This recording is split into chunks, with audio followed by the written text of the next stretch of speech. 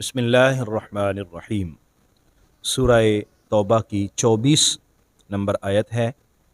اور تیسرے رکوع کی آخری آیت ہے سورہ توبہ 10واں پارہ ہے۔ اعوذ باللہ من الشیطان الرجیم، بسم اللہ الرحمن الرحیم۔ قل ان کان آباؤکم وابناؤکم واخوانکم وازواجکم وعشیرتکم واموال اقترفتموها وتجارة تخشون كسادها ومساكن ترضونها أحب إليكم من الله ورسوله وجهاد في سبيله فتربصوا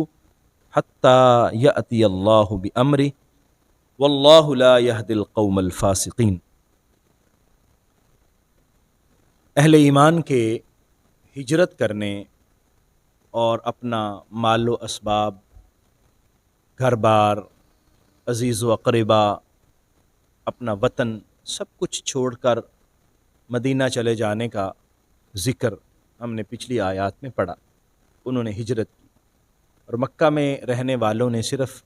ایک ہی مرتبہ ہجرت نہیں کی کہ مکہ چھوڑا اور مدینے چلے گئے، بلکہ اس سے پہلے ہجرت حبشہ بھی ہو چکی۔ حضرت عثمان غنی رضی اللہ تعالیٰ عنہ اپنی زوجہ نبی کریم صلی اللہ علیہ وسلم کی لخت جگر، ان کے ساتھ ہجرت کر کے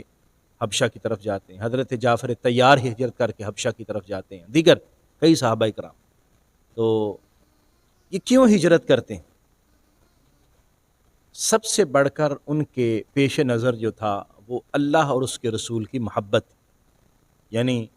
ان کے نزدیک اپنے گھر بار کی، اپنے عزیز و اقارب، ایون کہ اپنے والدین، اپنی اولاد کی بھی وہ حیثیت نہیں ہے جو اللہ اور اس کے رسول کی حیثیت، یعنی اللہ اور اس کے رسول کی محبت ہر چیز سے بڑھ کر۔ اور یہی ہمیں سمجھائی جا رہی ہے بات کہ دیکھو، تمہارے عزیز و اقارب ہیں، والدین ہیں، اور بیویاں ہیں، بچے ہیں، مکانات ہیں، تمہاری رہائشیں ہیں، اموال تجارت ہے۔ اگر تو یہ ساری چیزیں اللہ اور اس کے رسول کی محبت سے تمہیں زیادہ عزیز ہیں، اللہ کے راستے میں جہاد کرنے سے زیادہ عزیز ہیں، تو پھر اللہ تعالیٰ کی ناراضگی کا سامنا کرنے کے لیے تیار ہو جاؤ۔ یعنی یہ ساری چیزیں بعد کی ہیں، ہر چیز سے بڑھ کر اللہ اور اس کے رسول صلی اللہ علیہ وسلم اور ان کے حکم کی حیثیت ہے۔ اور اہل ایمان صحابہ کرام کتنے خوش نصیب لوگ تھے کہ انہوں نے اپنی ہر چیز سے بڑھ کر نبی کریم صلی اللہ علیہ وسلم کی محبت اور اللہ کی محبت کو ترجیح دی، اور وہ دنیا کے کامیاب ترین انسان ٹھہرے۔ فرمایا جا رہا ہے، قل، محبوب انہیں فرما دیجئے، ان کان آباؤکم، اگر تمہارے آبا یعنی تمہارے آبا و اجداد، تمہارے والدین، و ابناؤکم، تمہارے بیٹے، و اخوانکم، تمہارے بھائی، و ازواجکم، تمہاری بیویاں، و عشیرتکم، اور تمہارے رشتہ دار، قبیلے والے، و اموال اقترفتموها، اور وہ مال جسے تم حاصل کرتے ہو، جس کی کمائی کے لیے کوشش کرتے ہو، محنت کرتے ہو، و تجارت تخشون کسادها، اور وہ تجارت جس کے نقصان میں ہونے کا تمہیں ڈر رہتا ہے، کہیں میری تجارت میں نقصان نہ ہو جائے، میرے بزنس کے اندر کمی نہ ہو جائے، کوئی جو ہے وہ حالات خراب ہونے کی وجہ سے معاملات خراب نہ ہو جائیں، مال ڈوب نہ جائے، انسان کو خطرہ اور ڈر رہتا ہے۔ اس کا مطلب ہے اس مال کی محبت ہے، تبھی تو ڈر رہتا ہے۔ فرمایا وہ تجارت جس کے مندہ ہونے کا، نقصان میں ہونے کا تمہیں خوف ہوتا ہے، وَمَسَاكِنُ تَرْضَوْنَهَا، اور وہ رہائشیں جو تمہیں بڑی پسند ہیں، احب الیکم من اللہ ورسولہ، اگر تمہیں زیادہ محبوب ہیں اللہ سے، ورسولہ، اور اللہ کے رسول سے،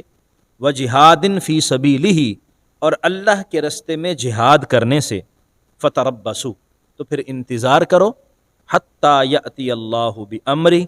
حتیٰ کہ اللہ کا کوئی حکم آ جائے، واللہ لا یہدی القوم الفاسقین، اور اللہ تبارک و تعالی فاسق یعنی نافرمان قوم کو ہدایت عطا نہیں فرماتا۔ یہ آیت مبارکہ آپ دیکھیں کہ انسان کے لیے جو چیزیں بھی پسندیدہ ہو سکتی ہیں، رشتوں کے اعتبار سے، مال و دولت کے اعتبار سے، اور گھر بار کے اعتبار سے، ان سب کی چیزوں کا ذکر کیا گیا۔ انسان کی اپنے آباء و اجداد سے محبت ہوتی ہے، ماں باپ سے محبت ہوتی ہے، اپنی اولاد سے محبت ہوتی ہے، بیٹے بیٹیوں سے محبت، اور اس کے بھائی جو اس کے دست و بازو ہوتے ہیں ان سے محبت ہوتی ہے، اور اس کے گھر والے جو اس کی زندگی دکھ سکھ کے ساتھی ہیں، اس کی بیویاں، ان سے محبت ہوتی ہے، اور انسان کا قبیلہ جو اس کے پشت پہ کھڑا ہوتا ہے اس کے محبت ہوتی ہے۔ انسان محنت کرتا ہے، صبح سے شام تک مال کماتا ہے، جو مال اس کی پریشانی میں اس کے کام آتا ہے، جو اس کی ضرورتیں پوری کرتا ہے، انسان کو اس سے محبت ہے۔ اور پھر تجارت، بزنس، جاب، کوئی بھی چیز انسان کو خطرہ رہتا ہے کہ یار میرے یہ رزق کا ذریعہ ہے، کہیں اس میں کوئی کمی ہو جائے تو معاملات خراب نہ ہو جائیں۔ اور وہ خوبصورت مکانات، وہ مضبوط رہائشیں جو انسان نے اپنی محنت کے ساتھ اپنی ساری عمر کی جمع پونجی لگا کے بنائی، انسان کو وہ بھی پسند ہوتی ہے۔ یعنی یہ جتنی انسان کی پسندیدہ چیزیں ہیں ان سب کو ذکر کر کے ارشاد فرمایا کہ یہ چیزیں اللہ اور اس کے رسول کی اور جہاد فی سبیل اللہ کی محبت سے بڑھ کر نہیں ہونی چاہیے۔ اللہ اور اس کے رسول کی محبت فوقیت رکھتی ہے۔ اسی وجہ سے نبی کریم صلی اللہ علیہ وآلہ وسلم نے ارشاد فرمایا، لا یؤمن احدکم، تم میں سے کوئی مومن نہیں ہو سکتا، حتی اکون احب الیہ من والدہ وولدہ والناس اجمعین، حتیٰ کہ میں اس کو اس کے والدین، اس کے ابا،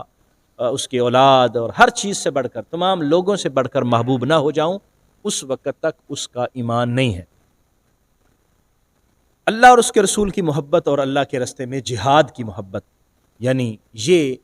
ایمان والوں کے لیے ترجیح ہونی چاہیے۔ آج ہم اللہ اور اس کے رسول کی محبت کا دعویٰ بھی کرتے ہیں، لیکن اس کے باوجود ہم دیکھتے ہیں کہ ہمارے معاملات دیگرگوں ہیں، ہم پریشان بھی ہیں، احوال بھی ٹھیک نہیں ہے۔ اس کی بنیادی وجہ یہ ہے کہ ہماری یہ محبت زبانی ہے، عملی نہیں ہے، الا ماشاء اللہ۔ ہمارے اعمال سے اللہ اور اس کے رسول کے ساتھ محبت اور اللہ کے راستے میں جہاد سے محبت عمل سے عیاں نہیں ہو رہی۔ عمل کیا ہے؟ اللہ کا جو حکم ہے ہمیں اس کے سامنے سر تسلیم خم کرنا چاہیے۔ رسول اللہ صلی اللہ علیہ وسلم کی محبت یہ تقاضا کرتی ہے، ہمیں حضور کی سیرت طیبہ کو اپنانا چاہیے۔ محبت یہ تقاضا کرتی ہے محبوب کی بات کو مانا جائے۔ المحب لمن یحب مطیع، محبت کرنے والا اپنے محبوب کا مطیع ہوتا ہے، فرما بردار ہوتا ہے۔ اگر ہم اللہ اور اس کے رسول سے محبت کا اعلان بھی کریں اور اس کے باوجود ہم فرما برداری نہ کریں تو ہماری محبت ناقص ہے۔ اس کو کامل کرنے کی ضرورت ہے کہ ہم اللہ اور اس کے رسول کی محبت کے سامنے سر تسلیم خم کریں اور ان کے حکم پر عمل کریں۔ اللہ کے راستے میں جہاد، یہ جب تک اہل ایمان کی ترجیح رہا، اہل اسلام کی ترجیح رہا، اللہ تعالیٰ نے اسلام کو غلبہ عطا فرمایا۔ اور جب جہاد کی محبت یعنی حقیقی طور پر زبانی جہاد کی حقیقی محبت جو ہے وہ ختم ہو گئی، انسان کو اپنی زندگی پیاری لگنا شروع ہو گئی، مسلمان کو اپنی زندگی سے محبت ہو گئی، مال و دولت سے محبت ہو گئی، اور اس نے یہاں پکا رہنے کا پروگرام بنا لیا کہ ہم نے تو اب یہاں پکا ہی رہنا ہے۔ تو اس وقت سے حوال ایسے ہوئے کہ پوری دنیا کے اندر مسلمانوں کو زوال ہے، اور اب بھی ہمیں لوگ مارتے بھی ہیں، ہمیں لوگ قتل بھی کر رہے ہیں، ہزاروں کی تعداد میں ہمارے بھائی بہنیں، ہمارے بچے بوڑھے شہید بھی ہو گئے، لاکھوں زخمی بھی ہیں، بے سر و سامانی کے اندر کھلے آسمان کی چھت کے نیچے سردی کے اس موسم میں پڑے ہوئے ہیں، لیکن ہمارے کانوں پر جوں تک نہیں رینگ رہی۔ ہم اکٹھے ہوتے ہیں سال کے بعد اور چند لوگوں کو بلاتے ہیں اور بس بیٹھ کے باتیں چھاتیں کر کے ختم کرتے ہیں۔ جہاد کا جو اصل اللہ کا حکم ہے، ہم اصل میں اس کو ترک کر چکے ہیں، عملی طور پر ترک کر چکے ہیں، جس کا نتیجہ یہ نکلا ہے کہ آج ہم رسوا ہو رہے ہیں۔ تو یہاں پر یہ ارشاد فرمایا گیا کہ ہمیں ان چیزوں کو فوقیت دینی چاہیے، اللہ اور اس کے رسول کی محبت ہر چیز سے بڑھ کر ہو، اللہ کے راستے میں جہاد، کیونکہ جہاد اللہ کے حکم کو بلند کرنے کے لیے، اعلاء کلمت اللہ کے لیے، اللہ کا حکم، ذاتی مقصد ہی نہیں ہے جہاد کا، اللہ کی رضا مقصد ہے، اور دین کو نافذ کرنا مقصد ہے، اور یہ دنیا جو اللہ نے بنائی ہے، اس دنیا میں اسی کا نظام نافذ کرنے کی ایک کوشش ہے۔ اللہ تعالی ہمیں عمل کی توفیق عطا فرمائے، اور عملی طور پر زبانی نہیں، عملی طور پر ہمیں صحیح معنوں میں اللہ اور اس کے رسول کی اور اللہ کے راستے میں جہاد کی محبت عطا فرمائے۔ آمین و آخر دعوایا ان الحمد للہ رب العالمین۔